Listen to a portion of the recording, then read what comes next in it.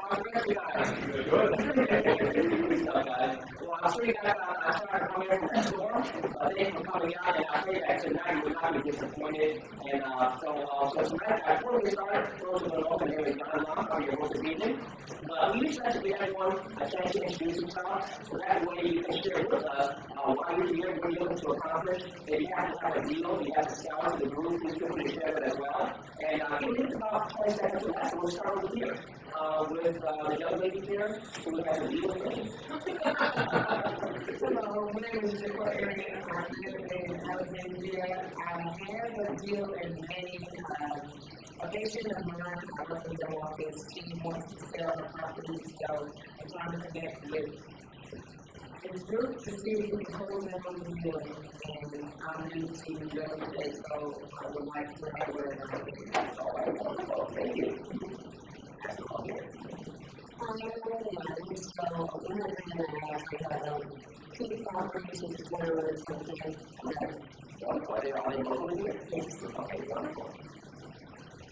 This weekend, and fellow properties here,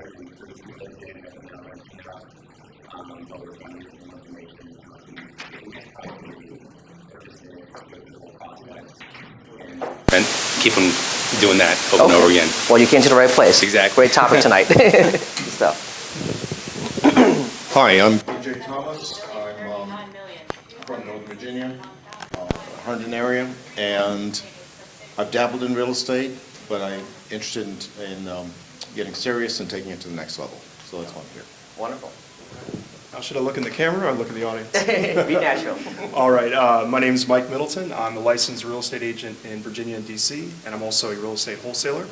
I'm looking to connect and network and just learn as much as possible. Donna Haynes-Williams. I have been coming to Jan's group for a while now, and I'm an investor in some multifamily properties down in Florida, but I'm interested in buying and holding in particular and fixing and flipping, but this is very opportune because I actually am reading, I think it's David Green's book, or is it Brandon Turner's book on burring properties and buying and holding, so looking forward to the presentation. Okay, wonderful. Good seeing you again. Yes, hi. My name is Chris Hastings. I'm coming from the single-family market and trying to evolve into commercial multifamily space. And I'm here tonight to learn as much as I can and network. Thank you. Hi, I'm Ala Price, and I'm new to real estate, so I'm here to learn. All right. And if you guys don't mind, I'll explain the camera real quick. Today is every event that we do is a special event. And today we just happen to want to document because we're a part of a growing trend across the country, and we're about to take our education nationally. So we want to document as much as possible. So you're here at the right time, at the right place, because you'll be a part of history as part of that growth, all right? Good stuff. Sir? Hi, I'm Bel Ho, and I have a few rentals up in the DMV area, and I mainly invest in the Hampton Roads area, down in the 757, and just looking to connect and network. Okay, wonderful. In the back.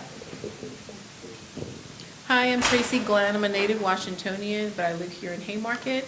I'm a real estate agent part-time, but I work full-time for the government, and I'm currently trying right now to market one of my properties that I lived in, trying to put it up for rent, and so buy and hold is something that I'm interested in. So wonderful. Hi there. I'm JD Sochek. I have not been to one of the meetings for quite a while, so I'm getting back into it. I am in the local area, and I focus on single-family homes, condos, townhomes. So yeah, anything that comes along, I'd love to market with anybody. Anywhere an opportunity is available, I'll try and grab a hold of. Awesome. And Greg, do you have any withdrawal symptoms for not being here? It has been. I had jitters, but I'm starting to calm down. All right, good stuff. Welcome back. I'm Brian Coughlin. I live and work in Leesburg. I have a house in Pasadena, Maryland, on 8201 Deerbrook Court. Trying to sell it for $445,000. If you're interested in that house, please talk to me after. Thanks. All right. My name is Boniface Nautarama. I live here in Gainesville, Virginia. I'm an investor and I buy and hold, fix and sell, and fix and hold. I love this business. I'm here to network and to find as many leads as I can. If you have any leads, come see me. Hi, Daniel Woodford, Mission Bay Capital Partners. I am a multifamily investor. We invest in the Mid-Atlantic, the Southeast, and in Texas. Currently own about 1,500 doors. Just come here to network. Thank you. Hi, my name is Kay. I'm a real estate investor, and I'm interested to start commercial, and that's all. Okay, great. Hi, I'm Oran Hardwick. I'm an aspiring real estate investor. I reside in Gainesville, and I'm trying to learn as much as I can. Hi, good evening. Andrew Callahan, Callahan Investment Group. We invest in multifamily properties. Looking to talk with anybody in the area of multifamily, as well as network, and hear this presentation on property management. Great stuff. Hi, I'm Steve. I'm a realtor. I actually used to work with John at Keller Williams, but we've since split up. He invited me here tonight, and this is my first time at such an event. All right, great stuff. How's it going, everybody? John Malatesta. I am the owner of PMI Fairfax. You'll hear a little bit more from me later tonight. All right, great stuff. Did we miss anybody? Nobody? Okay, good stuff, guys. Well, again, thank you so much for introducing yourself. And part of the value of this group is your ability to network with one another. That's what we'll be doing after the presentation today. So everyone now kind of has an idea of what everyone's looking for, what facet of real estate they're involved in. All right, and so you guys can connect with them later on to be able to hopefully make something happen for your real estate business. Now, again, for those who don't know me, my name is Jan Lam. My background is in engineering. I started real estate back in 2011, roughly a little over 8 years ago.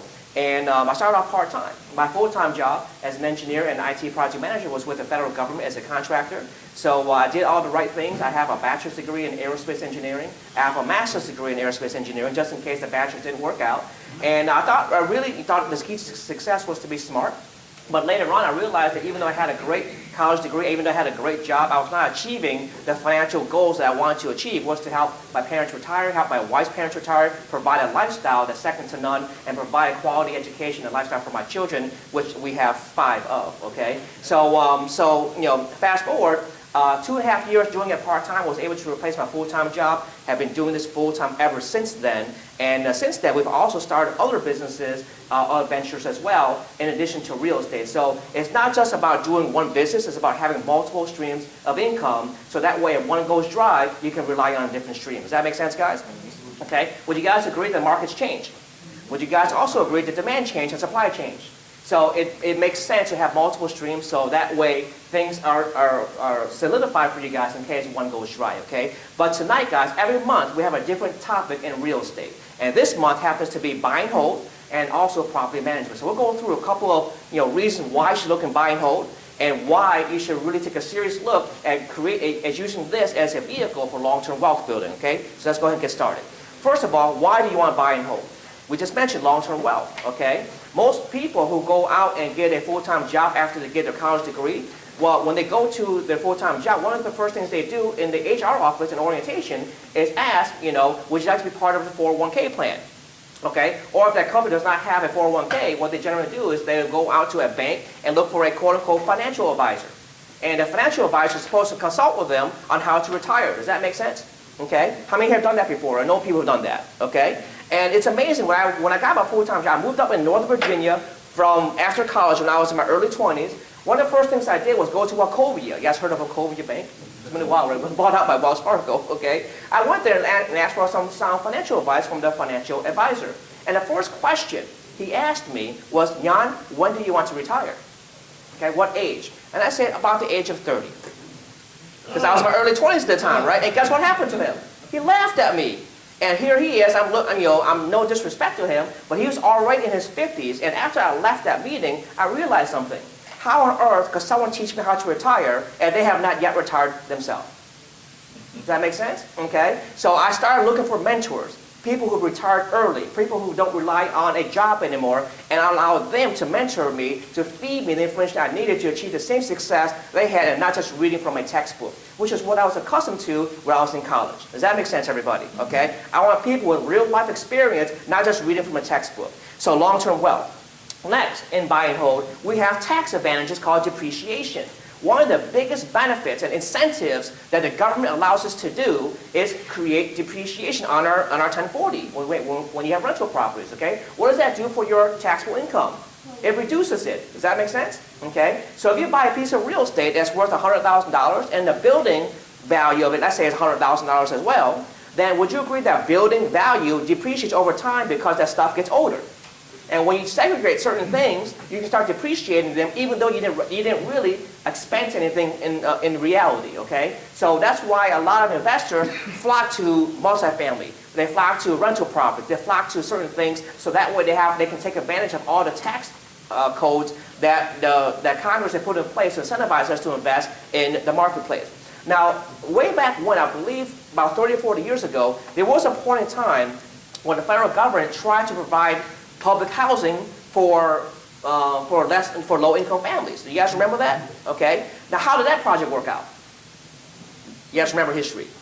Didn't work out too well, right? From what my crude understanding of history is that every time the federal government gets involved in something, it ends up being not very good.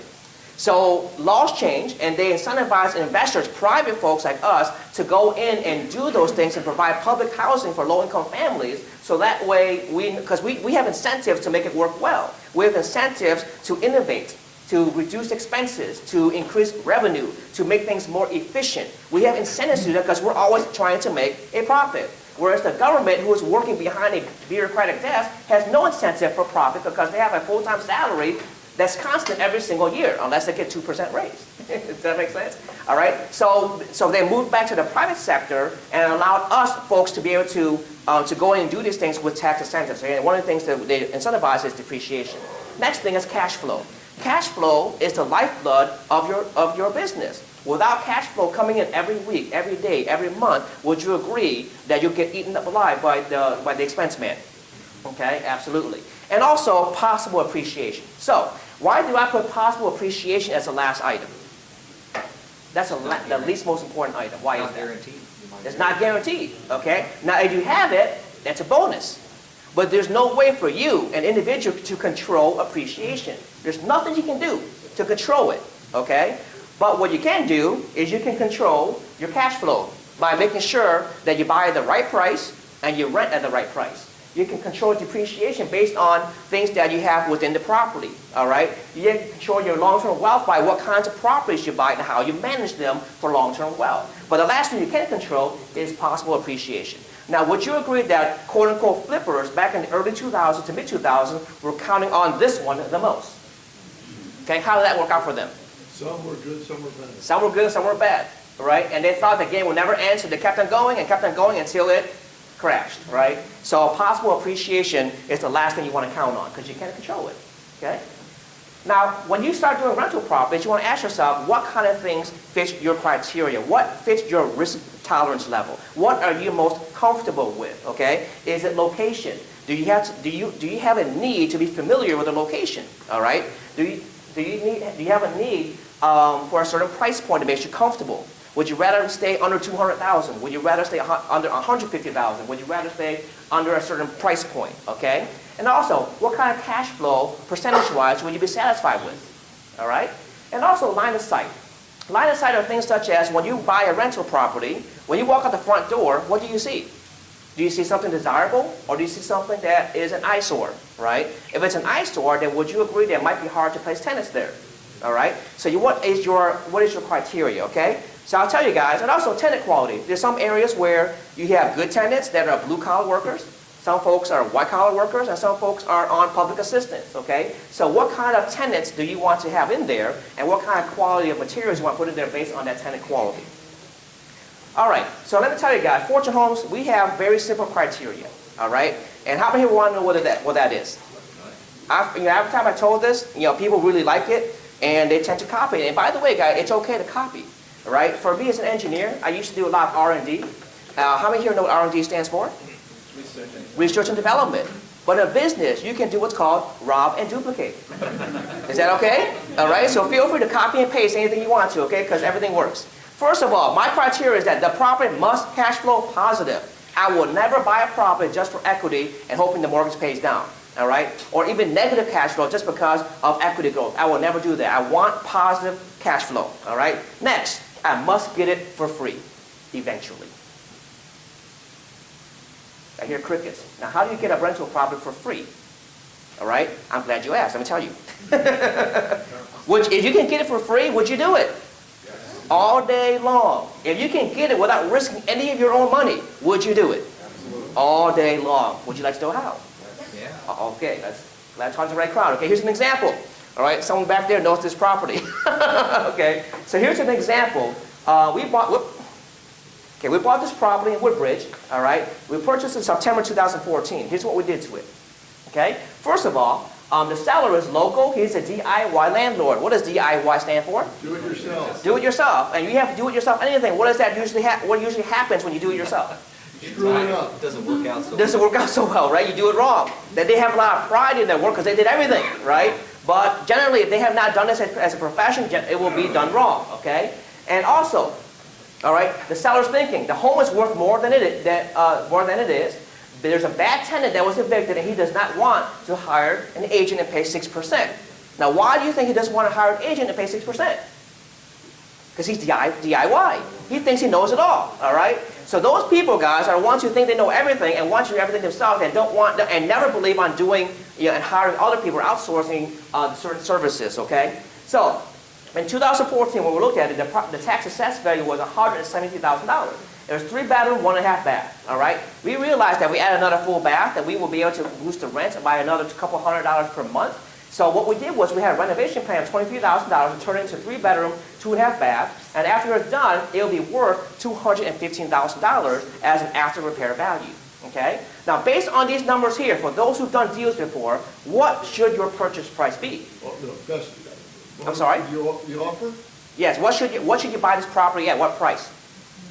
120. 120. 120? Okay, anyone else? 150? Okay, anyone else?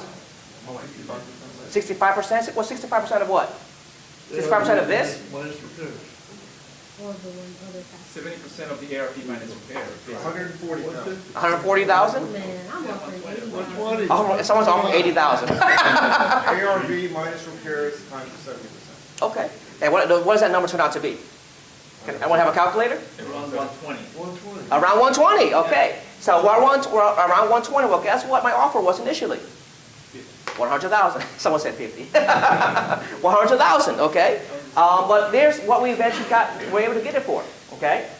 We're able to get it for. Here's the actual contract, okay. Our entity, Fortune Homes Rentals LLC, we got it on contract for $115,000. Is that a good price? Yeah.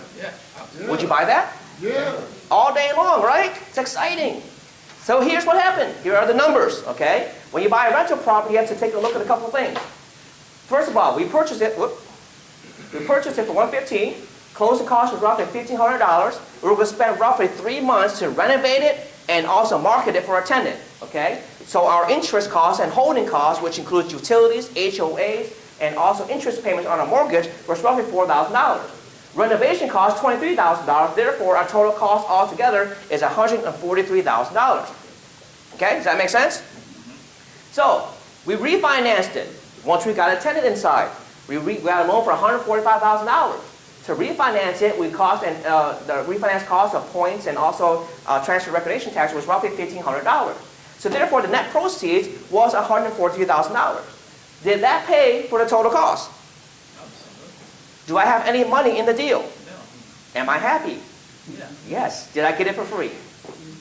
Yes, I did, okay? So no money in. To add insult to injury, all right? Here's our tenant numbers. The tenant pays $1,675 per month.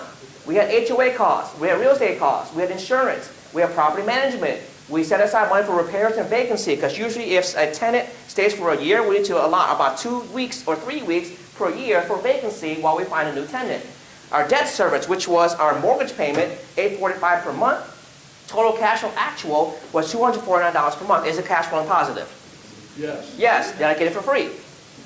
Yes. So if I'm making $200 a month, that's $2,400 per year, and I spend no money in, what's my return on investment when it comes to percentage? 100%. Infinite. 2,400 divided by 0 equals infinity for those who are engineers. Infinity. And beyond. And beyond, right? Someone watching Toy Story 4. Also, because of the tax law and because it's a rental property, in addition to my actual raw dollars coming in, I can depreciate my rental property to reduce my tax liability. And when I reduce my tax liability, I got roughly another $200 per month in savings from the tax man, from the IRS. So my real cash flow was roughly $450 per month. And what I call this is called phantom cash flow. All right? It's phantom. $450 a month and no money in. Would you do that all day long? Would you do that again, over and over again? You just do one a year. One a year will get you out of the rat race pretty quickly. All right? Every day, day and night. Question, sir. Yeah, isn't there, I don't know if it's a law, policy, whatever it might fall into, you can only have so many, I think 10 Great question. properties at a time? So that's a Freddie Mac rule, all right? That is if you get a residential consumer mortgage. What we have here is a commercial mortgage. You get as many as you want. It doesn't even appear by credit report. Commercial mortgage. Commercial mortgage, okay? You're going to do anything? Get a commercial mortgage, okay? Don't get a residential consumer mortgage because you have a limit of 10. All right? So commercial mortgage, do banks do that? Answer is yes. I never want stuff to show up my credit report. I never want stuff to show up anything personal because I don't want to own anything personally.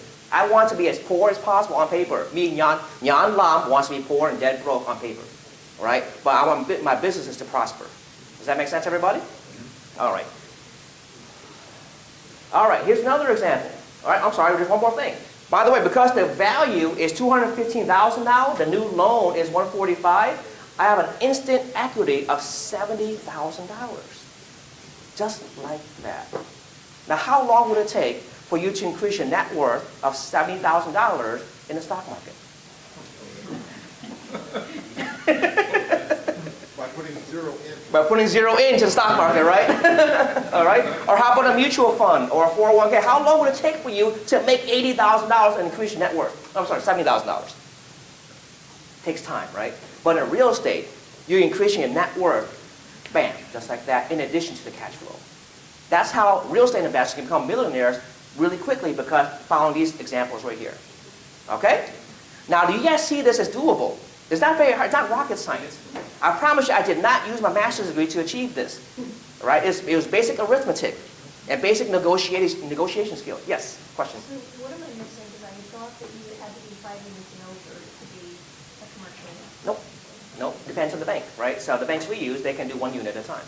It's all based on the debt service coverage ratio for that 1 unit, and also so the debt coverage ratio basically showing a minimum of 1.15 or something like that to make sure that you can cover the debt ratio based on your rent, and also the there was one other criteria. Oh, a percentage of the appraised value, Okay, so whichever is lower. So you have your tenant in place and everything when you go back. Correct. To the tenant. So you can have a tenant in place or not have a tenant in place. It doesn't really matter. Depending on, again, if you have a good relationship with your community bank, you can get anything done. Okay? So if you guys want to know the banks we use? Yeah. Yes? Would you like to know the contact we use? Yes. Talk to me afterwards. I'll tell you guys, when you attend our boot camps, you get access to all of our contacts because we've had a long relationship with them, and the ones who work with us, they tend to respect those who attend our boot camp because they have invested in themselves and they speak the same language already. So Donna, I know you attend our boot camp already, so email me, I'll send you the contact information. Okay? Yes, question. Quick point, just to add to her question. Technically, she's correct, but she's looking at it from the opposite direction. More than 4 units, it is always commercial. Yes, it's always commercial, yes. That's what Mrs. Correct. is asking. If it's 1 unit, it could be either. Either one, 1, 2, or 3, or 4. Correct. It can go either way. Right. Good question. And is the interest rate higher though?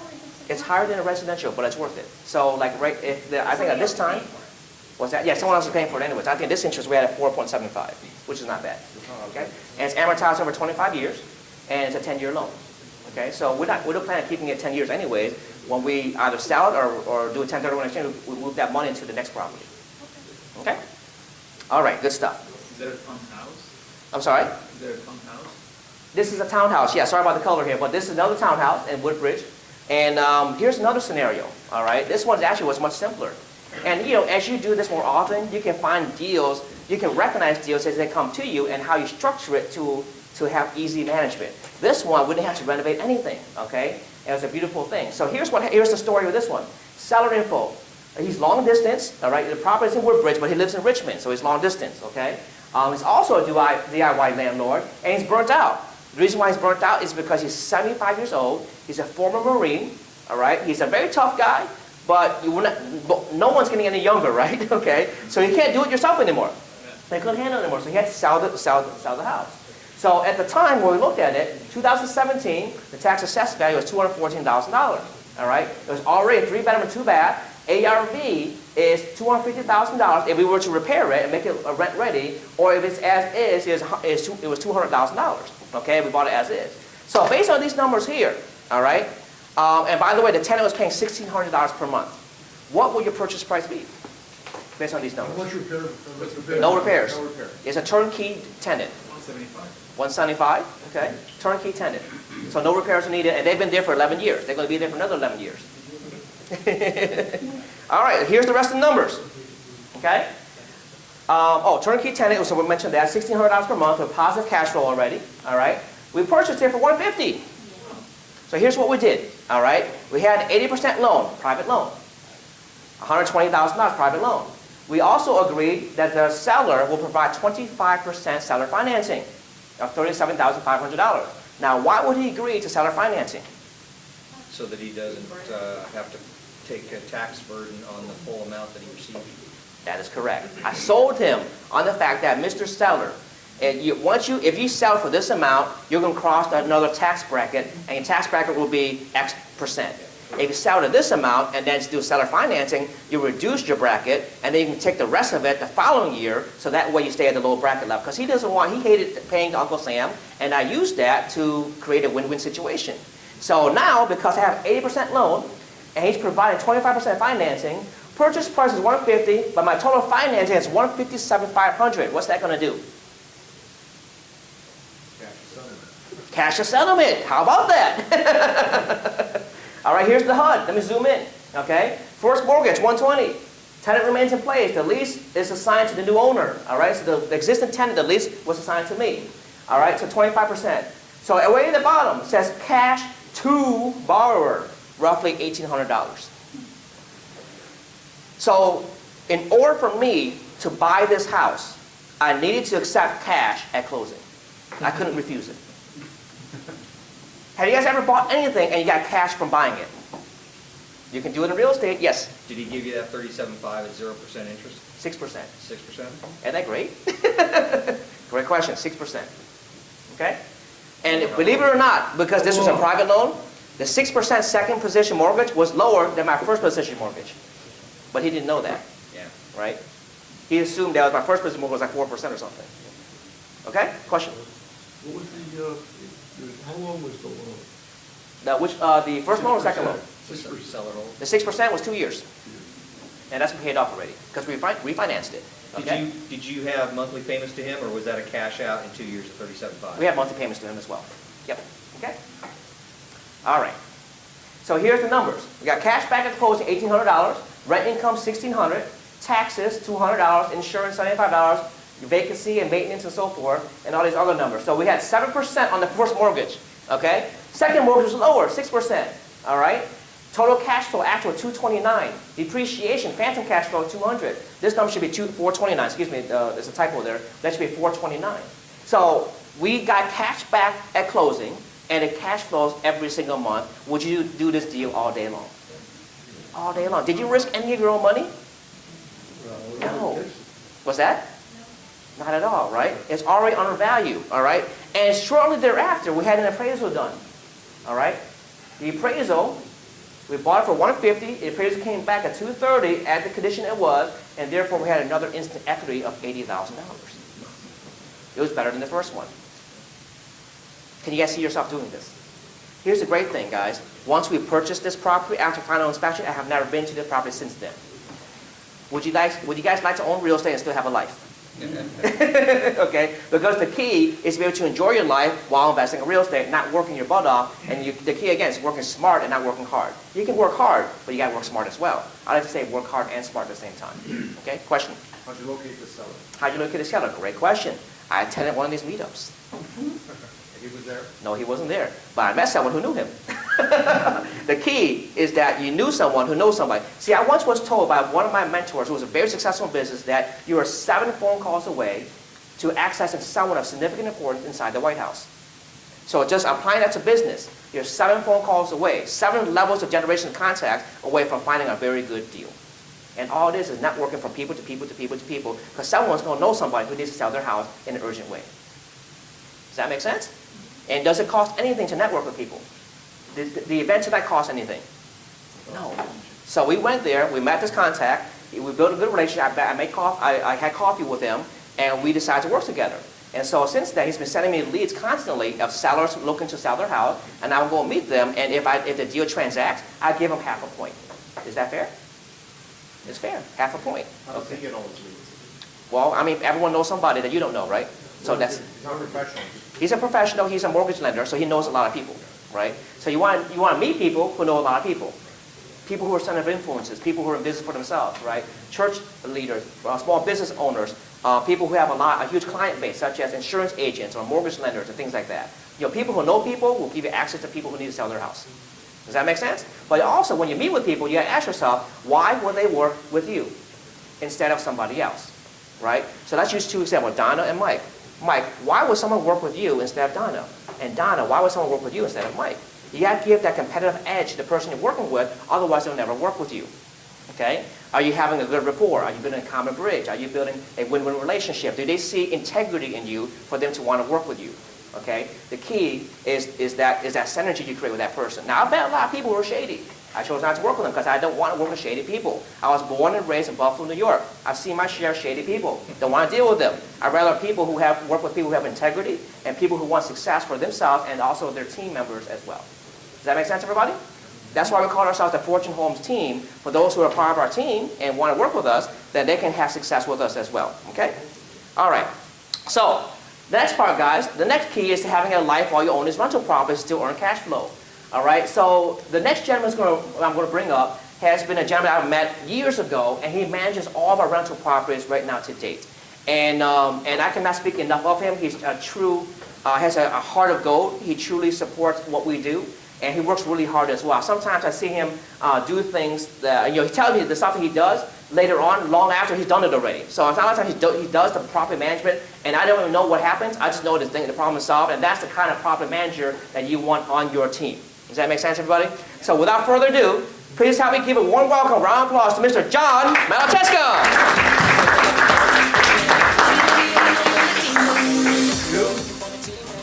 Thank you, Jan. How's it going, everybody? You said it was backwards, so let's double check. Yep, it's backwards.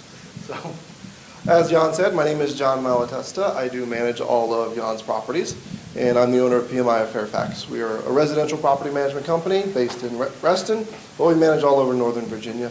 Been personally investing since about 2006, so I've seen a lot. I haven't seen it all, but I've seen a lot, so feel free to ask me questions. Jan asked me to speak a little bit about property management, what to expect, and should you get one, things of that nature, that a lot of general questions come up when you start getting into the buy and hold world. So let's get right into it. So do you need one? Yes, no, maybe so. So there's a couple things you may not need if you are renting out a room, if you own a duplex and you're renting out the other half. Those are things that you don't necessarily need a property manager for.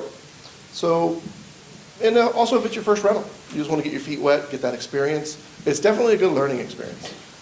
But you should use one in a couple different variables, or situations I should say, that you want to treat it like a business from the very get-go. Go ahead and hire a property manager, because we're going to treat it like a business because it is a business for us. That's going to get you a lot more professionalism right away. If you have too many properties or something like that, then of course you want to hire a property manager. And what a lot of people don't realize is if you're too nice of a person, you want to hire a property manager. Like Jan said, I'm a really great guy, but man, I can be mean to some tenants if I need to be. So it's a business for us, and we can help you guys with that too. So the differences between DIY DIY landlords and property managers is quite significant. We obviously handle payments, we take care of your investment, we do inspections, we do analysis. Every day, this is what we do, so that you can go and find new properties and grow your wealth. You have only 16, 18 hours in the day, if you're sleeping a normal amount, that you can actually grow your business. So why work in your business when you can work on your business? So we do A to Z, like it says, marketing, rental analysis, finding the tenant, screening the tenant, lease prep, move-ins, move-outs, periodic home inspections, repairs, all of that. That's what a good property manager should do for you. And of course, we do that. Yes, sir. Oh, there you go. Let me get out of the way a little bit. So, yeah, like I said, the day-to-day, we collect the rent, emergency maintenance, regular maintenance, things of that nature. These are things that you should look out when you're interviewing a property manager. And then we also want to keep the tenants happy. Not only just the landlords, the tenants do pay the rent, so obviously keeping them happy by responding to their phone calls in a timely manner, by issuing the maintenance request in a timely manner, things of that nature. Whereas a DIY landlord, maybe you can't get to that phone call. Maybe it's a water leak that you really need to get to right now. We get to those right away. We keep you guys in the loop. We let you guys know everything that's going on. And ultimately speaking, once they are happy, they're going to stay in your investment for a longer period of time. The biggest expense for a landlord is turnover. If you can keep your turnovers low, your investment's going to be a great investment, and it's going to be actually profitable. Right. So what does it cost? So in Northern Virginia, you'll find anywhere between 10 and 8% of the management fee. You'll find anywhere between half a month and a full month of a listing service, and then other various fees could come up, so be aware of those. There's two philosophies in property management as far as business structure. One is full service, which is what we are, and the other is fee for service, so it's kind of like a menu of services that you can choose from. Typically, those are a little bit more expensive. And we are an open book. We are 75% listing, 8% management. That's it. You don't get any other fees from us. Help me out here. What does 75% leasing fee mean? So when you have that turnover, the leasing fee to find you a new tenant is 75% of the first month's rent. Yep. Qualified tenant fee. Qualified, credit approval, no criminal record, no eviction history, things of that nature, debt to income, landlord reference checks. Yes, Monty? How do you handle the evictions in Northern Virginia? Luckily, Virginia's pretty easy, and it's also not that busy. Luckily, we don't have that many evictions, but in Virginia, they do still happen. So there's obviously some legal steps you have to take. There's about 3 steps you have to take. 1, you have to be late. 2, you have to issue a 5-day. You have to issue a 5-day pay or vacate notice. There you go. Is that better? There we go. You have to issue a 5-day pay or vacate notice, and then at the end of that 5 days, you have to go to the court and file what's called an unlawful detainer. So after you do that, you get your court date. That starts the whole process. Quick note about evictions is once you start, don't stop. If it's gone enough to where you're going to evict them, evict them. Don't let them give you a sob story or anything like that. So how long on average does it take? In Virginia, it'll take about 30 to 45 days. So, 30 to 45 days from the last, once the 5-day pay or vacate notice has been issued. So if we had a tenant that didn't pay September 1st, we would issue the 5-day pay or vacate on September 6th. And then on the 11th, which is today, we would go down to the courts and file. We get a court date probably within 3 weeks, so end of the month, beginning of October. If we actually go to court, the first time you go to court is called a first hearing. It's not actually court. If you then go to court, it's usually 1 week later, and then you will win the eviction proceedings, hopefully. John, sounds like PMI handles the eviction for your clients? Yeah. Is there any additional charge for that? No. You have a lawyer? Yes. I have 3. So the good news is non-payments are very simple and simplistic in Virginia. But when it does get into other things like other occupants not listed on the lease, if they have a pet, if they're doing something illegal in the home, that's when we get our attorneys involved. So you're saying, you're referencing Virginia in your statements. Does it change from county to county, Fairfax, Loudoun, Prince William? Just a little bit on the paperwork, but not as far as the laws go. It's a statewide law. Statewide. Yep. So. What is your footprint, geographic footprint for all of Northern Virginia?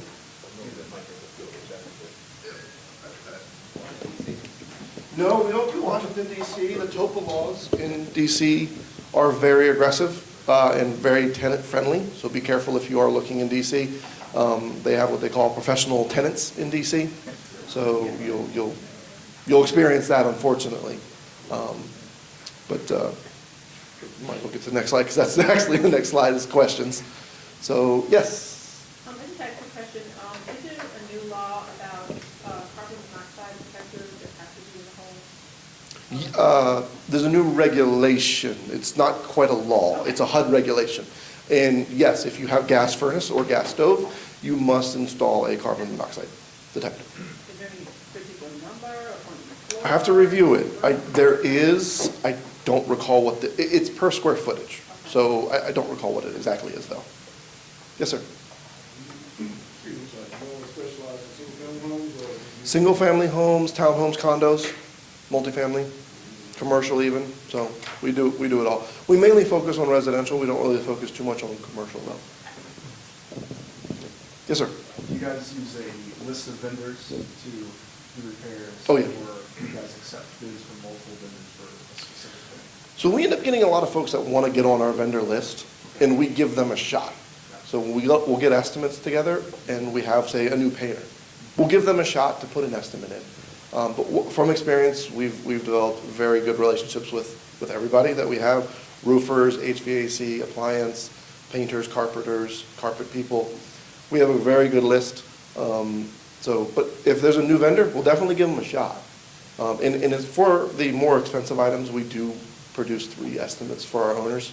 The way our contract works with all of our owners is we have a set limit that we can just approve and do. Everything else after that, we have to get approval for. Typically, the average limit is? 200, 250. So above that, you get quoted. Yeah. And that gives us the ability to take care of the basic things: garbage disposal, blown. Yeah, exactly. You want to be micro-informed, but you don't want to micromanage your property manager. We are here for a reason, so let us do that work for you, so you don't have to do it. Yes, sir. Do you have the rental lease paperwork, or do you expect us to come up with our own paperwork? No, I want to use our lease. You would have yours? Yeah, I want to use our lease, and we highly recommend the VRLTA lease in Virginia. Stands for the Virginia Landlord Tenant Act lease, the VRLTA lease. You can find it on any Google search. The realtors will use either the common law lease or the VRLTA. The VRLTA is a little bit stronger for landlords. It allows you to get a little bit more if you do go to court, like attorney's fees and things of that nature. So it's definitely a better lease for you. And if something goes wrong and you go to court, the judge looks and says, oh, it's a VRLTA. I know everything in that. You don't have to even worry about it. So it's actually reviewed twice a year by the legislator down in Richmond. And realtors sit on this, and attorneys sit on it, and they go through it, and they review it. They update it every year. Yep. Yes, ma'am. Do you have the same feelings on Maryland as you do on DC as far as the frontage moving next to Mount Baltimore? I would say not as harsh, but yes, very similar feelings. We're very fortunate in Northern Virginia. Employment's really great. Our average incomes are really great. Not so much in DC, not so much in Maryland. You end up getting just much more well-qualified tenants in general in Virginia than you do in DC and Maryland. But one of the big things to consider is obviously the purchase price, and that you can usually get a better purchase price. So, but again, if you've got a good property manager, those headaches are going to go away. They really will, and we just have those headaches. So. Yes, sir. What are more common violations? As far as leases? Yeah. Minor things like we have a clause in the lease. They have to notify us within 24 hours if anything breaks. Sometimes that doesn't happen. Sometimes like a day or two. Air filters are another thing in the lease. Those are every 30 days. Again, we do our inspections and find out that it hasn't been changed in 3 or 4 months. That's pretty normal, but that's why we do the inspections. We don't want to have that blow up on us. Can you do the inspections quarterly? Usually quarterly, every 6 months or so. Yep. And it'll really depend on that tenant. So we've got some tenants that are awesome, and I just do yearlies. So we don't need to do them every 3 months, 4 months. John, how many properties do you currently manage? Oh, we manage over 100 units. 100? Mm-hmm. And how many team members are we talking about? 3. I'm the owner, I got an assistant, and I got a couple agents on the side. I don't count my, my vendors, my contractors, my HVAC technicians, things like that. If I counted all that, it'd be like 15. Do they mail checks to you? Some of our tenants mail checks. We highly encourage our tenants to use our online portal, which is one of the other reasons why you want to use a property manager, because we're able to track that a lot easier. We're able to set up payments a lot easier. We don't accept cash, so that's a benefit for you, is that you don't have to worry about, oh, well, I paid in cash, and no, you didn't. It's just a headache. Is there a fee to any party for paying online? No, we don't. We actually don't charge that. A lot of times you'll see the convenience fee, 3% or something like that. You have the option to choose not to. We have the option to do that, but we choose not to do that. On the back end of things, we have a merchant service provider, and we push everything to ACH that we can, so straight out of the checking account into our checking account, and it's less expensive. So Where your bank originates the debit and credit. correct, correct. Yep. Yes, sir. What's like the average vacancy rate? So actually, I got my cheat sheet in the back, and I was talking to Steve about it. Our median average on-market date, so from the day it goes on market to the day they move in right now, is 30 days. But that is about 2 or 3 weeks while the tenant is in place before the new one moves in. So vacancy is probably about a week or 2 right now. What about like existing renters? Like what are the rates with them leaving? 65, 70% renew for another year. For a year? Mm-hmm. We do a market analysis at a time, so if you need if a rent bump is justified, we will do that. We recommend 3 to 5% max of a rent bump. It's pretty standard, 3%. So, yeah. You got a question? Do you see any difference in military renters compared to non-military renters? I'm a vet. I love vets. So, if you get a military person, and obviously, military versus standard tenant. If you get a military person, yes, there are some clauses that if they get orders, you just got to let them go. But ultimately speaking, they're great tenants. And because of where we're at, we get a lot of them. And it's very easy if there is an issue to simply call up the sergeant, call up the lieutenant, and that issue is handled very quickly because I was a sergeant and I've handled those issues. It's handled very quickly. And typically speaking, they're a little bit more hygienic just because of the military, white gloves you. And I love them. I love them. So, yes, sir. John, this might, if it's not a question for you, it might be for Jan, but so what is probably the best way to research the average rent for a property if you're looking at it so that you can calculate out the ROI? Like there's the rent-a-meter online, right? That's pretty You're decent. looking at this. Do you have any source that you use that you may use as a determination initially for? Great question. So rent-a-meter is good, but I also use John asking for his comps as well. Yep, we do a full comp. So same as if you're looking to buy it, we do the same market analysis for it. We have a couple other systems that we have as well that allow us to go a little bit deeper. But yeah, we'll do a market analysis for you and say it'll rent for $2,000. Okay. Yes, sir. What is your property cancellation penalty? Let's say, As far as an owner, as far as, yeah. we don't, no. We earn the business every 30 days. We have a 30-day clause in our contract. So if you don't like what we're doing, fire us in 30 days. Yep. Nobody's ever done it. Yes, sir. Does the standard app person pay monthly? Is 90% of it monthly or quarterly? Do you have any quarterly? I'd say 99.5% are monthly. We have one that is quarterly, but that's actually through the British Embassy. And I've had one person pay a full year up front. Okay. By their choice? They wanted to do By that? their choice. They were actually they were a U.S. citizen, but they lived overseas for about 5 years. So all the credit was gone, all the history was gone. And so they knew they weren't going to be able to qualify, quote unquote. So they offered to, they had the money. We took it. The way that works is we have to actually hold it in escrow and divvy it out every month to the owner. That way, if something crazy happens, we can return it. Yep. Is your firm a one-off or by itself, or is it part of a franchise, or the more? We are a franchise. We have 220 offices around the country. So if you're looking at investing in, say, Memphis or Utah or California, definitely give me a call. We'll probably have a branch in that area. And we're all kind of regulated in the same way. We have kind of the same systems, so it works well. Right, you're very familiar with Northern Virginia, obviously, but your sister franchises have offices for DC and or both? We do not have one in DC. We have 3 in Maryland, and I believe we have 5 now.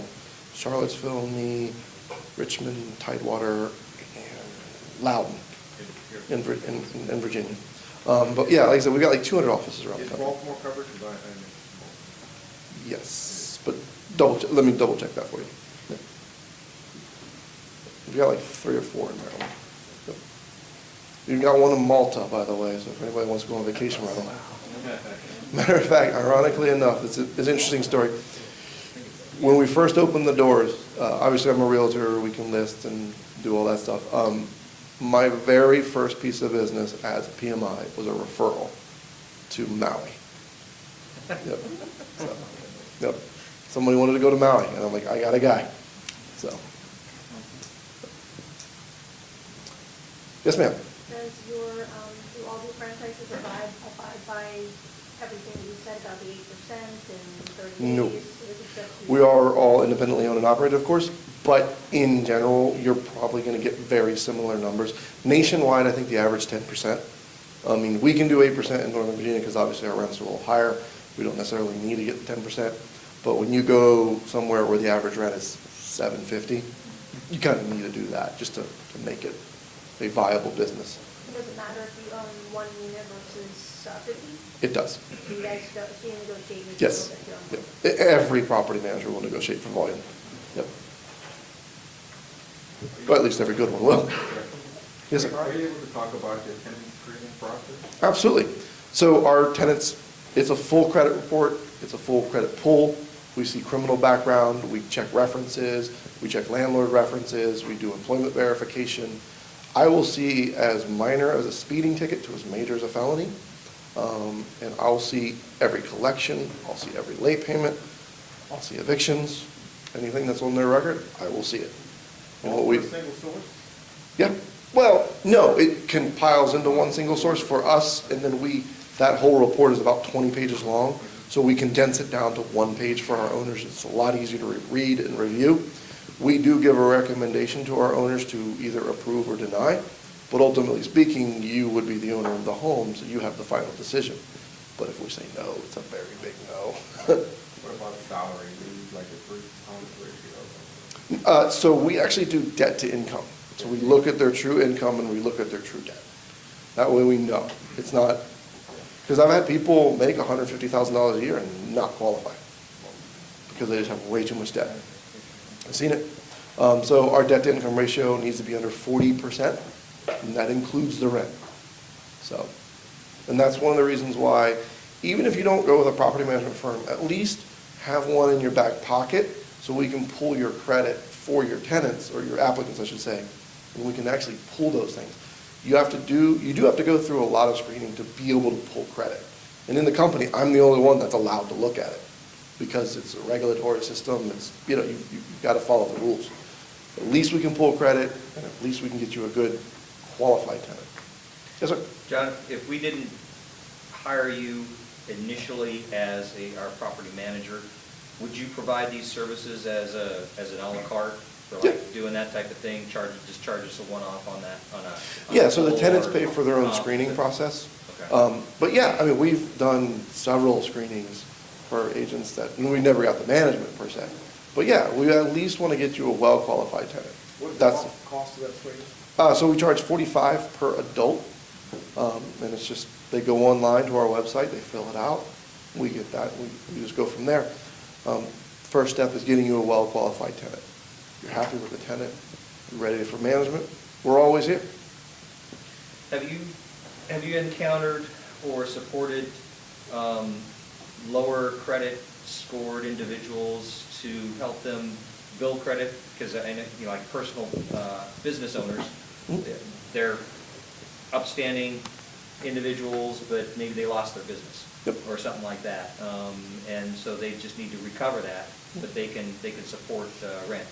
Do you have that type? Because you're saying under 40%, but you may end up with something different. Correct. So we're able to read the credit report and understand. Our minimum credit is 600. However, there are caveats to that, of course. There's life. And we have approved people that were under 600, and they've been fine. We also offer the tenants in those sort of situations a credit monitoring service to where the rent is actually reported to the credit bureaus and the rent payments reported to the credit bureaus. So it actually helps to repair their credit as well. I will say that John, is that a credit reporting service? Correct. It's a credit reporting service, yes. Credit is not the end-all, say-all. It is a big chunk of it, but it's not the end of the day. You do need to be able to read into that. We've had people at 575. They've been with us for 4.5 years, never missed a payment.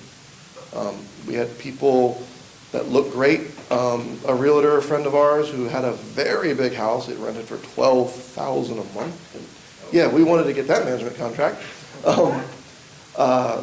Rented to what looked like a really good, well-qualified doctor. 6 months later, they're going to court. Yep. So. Landlord tenant. Yep, evicted them. So. All right, guys, got time for one more question. Last question. Make it good. No. No more questions? No more questions? All right, give John a round of applause, guys. Thank you very much. Thank you. Awesome, good stuff. All right, did you guys learn a few things from Mr. Malatesta? Outstanding. Now, one of the great things, guys, is that it's good to be aware of what he does, but it's good to not do what he does, right? So it's good to be aware of what he does, but you want someone on your team who does that stuff without you having to ask them to do it, someone who's already professional in knowing how to do those things, right? That's why building your business requires a success team, all right? Your team is what builds you up. My job description, all right, is not to go and collect rent. My job description is not to go call the HBC guy to do a repair. My job description is not go to court and do an eviction, although I have gone to court just to see the process. We had to evict one tenant one time, and my wife and I packed a lunch. We went to court on a date, all right, and just watched the whole process. It was a cheap date, okay? We did go there just to watch the process, and I see stories on one side and stories on the other side, and I was like, this is just like watching people's court. It's so funny, But, you don't want to do that. Would you agree? For me, I went just so I can see the process and get educated by that. But you don't want to be the one in the day doing the process. Your job description is to find the deal, negotiate the deal, and structure the deal, and execute the deal. You guys got that? Find the deal, negotiate the deal, all right, structure the deal, execute the deal. That's all you do at the end of the day if you want to be an investor. If you want to be a property manager, then you can go apply for a job at PMI Fairfax. Does that make sense? Okay. But you want to be an investor, know your job description. Do not deviate from that and being a DIY person. If you're a DIY person, then you're spread too thin, you're a jack of all trades, you'll never have focus to create real long-term wealth. Does that make sense, everybody? Am I crystal clear on that? A lot of people had great questions. It's good to be aware of those answers, but you should not be so aware that you end up doing it yourself because you know too much of that. I know just a little bit of everything, and that's all you need. Does that make sense? Okay. So, where's my clicker? Here it is. All right. So, with that, guys, what I want to do now is go to our raffle section. So, everyone was able to come in before we started gets a chance to be part of the raffle.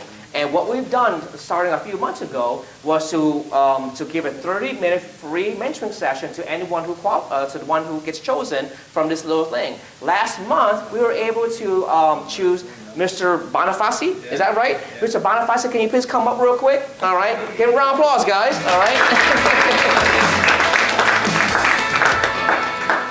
All right, Mr. Bonifaci and I got a chance to speak a couple weeks ago. Could you share with the group real quick what you felt was valuable to you in that 30-minute conversation and what you learned the most? I learned so much about you, that's for sure. And I got a chance to really exchange some good ideas about real estate investing. I thought I knew it all, but I didn't after talking to him. I also, learn about how good this person is. He can be a very good partner in real estate investing if you want to work with him. And I really appreciate the time we spent together. All right, awesome. Well, thank you so much for the kind words, sir. And guess what? You get a chance to choose the next winner. All right? I'll do So that. what I'm going to do is I'm going to put this down. I'm going to shake it up. All right, so that way we have some good randomness. All right, and let's see who Mr. Bonifaci will choose. You guys ready? You guys ready? Yeah. All right, here it goes. All right, and the winner is Chris Hastings. All right, give a round of applause, guys. All right, so Chris, if you can, just meet with Ari in the back, or Amber, who's right there, and we guys are going to do exchange contact information, so that way she can schedule a 30-minute session with myself, and then we'll hopefully get a chance to do it either this week or next week, all right? Good stuff. Awesome, guys. What's that? Well, that's why we do it on Zoom. We don't eat. We just talk. Okay? There's no time to eat when we talk, right? All right, good stuff. So, for those who are on Facebook, I'm not very big on social media, but for those who are on Facebook, make sure you go to our Facebook page and like it, because we do post videos every now and then with some really good content, good material that you guys can get a chance to share with your friends and yourself as well. Also, guys, in October, next month, we're going to have the very last rehabbing boot camp. We're going to stop doing live boot camps by the end of this year. And 2020, we'll be doing something a little bit more virtual, more nationally. Okay, so this is going to be the last local one that's going to be done by us. So October 26th to the 27th, it's a 2-day boot camp. Okay, when I first started real estate, I attended a boot camp just like this in January 2011. All right, my wife went with me. She was, I think, 7 months pregnant at the time. We went there, got excited. I was the only one who had a camera, okay, filming that boot camp. I was that serious about making sure I succeeded in that business. She went ahead and delivered the baby 2 months later. We slowed down for a little bit, and then once we recovered from that delivery of our child, we went ahead and hit the ground running again. So literally about 8 months after the boot camp, minus the time we delivered the baby, we got our first deal. And have not looked back since then. Okay, we did it part-time for 2.5 years, but it all started by associating ourselves with a hyper-local group who knew what they were doing, who had access to a network of people that we needed to make sure that we succeeded in our deals. Okay, so October 26th to the 27th, 9 through 5, in our headquarters in Fairfax, Virginia, we're going to be talking about marketing strategies. How do you find a good deal? How do you get the leads to come to you? How do you make the phones ring off the hook? How do you protect your access after becoming successful? How do you learn, how to assess the value of a property once it's been fully renovated? Okay, you'll get access to all the tools that we personally use to analyze deals. You'll also get access to all the contract templates that we personally use that's been reviewed by attorneys for the last several years, spent thousands of dollars on attorney's fees. You get all that as part of your boot camp. Okay. Details on how to find the money. I tell you guys, biggest challenges for people who want to do rehab. Number one, how to find a good deal, and number two, how to find the money. We go deep into those two things, so that way those two excuses are no longer excuses after this training, okay? Also, we're going to talk about understanding the different marketplaces in Maryland, DC, and Virginia. We're going to visit properties together live in person. One of the greatest things that I learned when I went to my boot camp was literally going to a property, seeing what a real deal looks like, seeing what it feels like when you walk through, and seeing smelling what it smells like. Okay, the worse it smells, generally the better deal it is. So those are the things that we're going to go through. We're going to visit a couple properties locally in the Northern Virginia area. We're going to talk about renovation techniques, how to manage your contractors, understanding resale value, getting access to all of our preferred vendors. For the last 8 years, we have developed an incredible team. My first half of those 8 years, I had a good team and a bad team, and I had lost some money in those deals and some of the team members that I've used. But I've learned enough across the years to where we know who the good ones are and who the bad ones are. And guess what? Once you're a student, you get access to all the what? The good ones, not the bad ones. Okay, we don't want you to lose money. Okay, how much does this cost? $14.99 for you and your spouse. Access to our better deals. And by the way, to add further insult to injury, we'll give you this money back. We don't really want the $1,500. All right, it's money, it's peanuts compared to what you will make when you do your first deal. We want you to average $50,000 per deal. Once you get your first deal and you do a joint venture with us, we're qualifying joint ventures such as using our financing, using our agent to sell the house, or using our contractor to be able to renovate the deal. Guess what? You get that money back. Just do 2 out of those 3 things, you'll get that money back. You keep the templates, you keep our network, you keep access to us, you keep all that stuff, it will give you all this back. Because our goal at the end of the day is not to collect a training fee. Our goal is to do deals with you. That's where the majority of the money is made, not by charging exorbitant amounts of training fees, but instead doing deals together so that way your success becomes our success. Does that make sense, everybody? Okay? In addition to that, okay, we also have guest trainers. You're going to meet our team. You're going to meet our attorney. You're going to meet our agents. You're going to meet our contractors. You're going to meet our lenders. You're going to meet our title agent. All these people that you need to be able to be a successful rehabber and doing the things that you need to do. Now, we have a deal that we've been trying to close for the last month and a half. All right, we have an incredible title company. There are so many liens in the property. The seller went through bankruptcy. The seller didn't pay their taxes for 3 years. The seller had this water liens. The seller had a whole bunch of stuff with the property. They had judgments. They switched titles from an LLC to her name, from her mom's name. So they did all kinds of stuff in the past 5 years. But to do all that, your title company needs to be on top of it to know how to make sure that you close the deal, title is clear, conveyable and marketable and insurable, so that when you sell the property, at the end of the day, you will not have a problem selling the property after you've renovated it. Does that make sense? So many deals I've seen in the past where you've got a great deal, but a title company didn't do their job, and what ends up happening is the renovator was unable to sell the deal. All right? And so they're stuck with it. So they either had to rent it out or do something else with it because they couldn't sell the property. All right? So we're going to make sure that you meet all these people. All right? Get more information, go to our website, fortunehomesteam.com. There's a couple of podcasts and different education content on there as well, and you can also register online at our website. To get more information, if you guys want to register tonight, because seats are limited, and of course this is our last one, so we're expecting to be sold out. Make sure you talk to Amber and Ari, who's out there. Where's Amber? Amber was here earlier. She's outside getting you guys ready to get your registration forms. But make sure you guys talk to her, get some more information, get registered for you and your spouse. All right?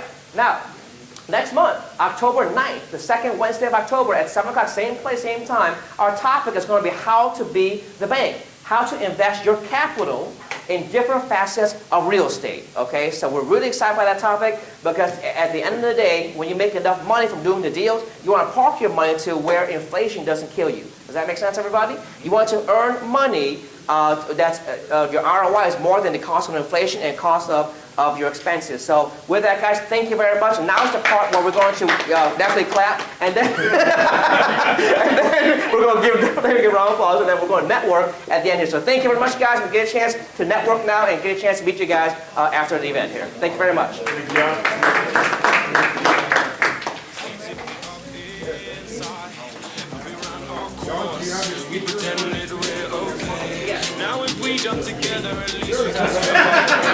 Is that okay?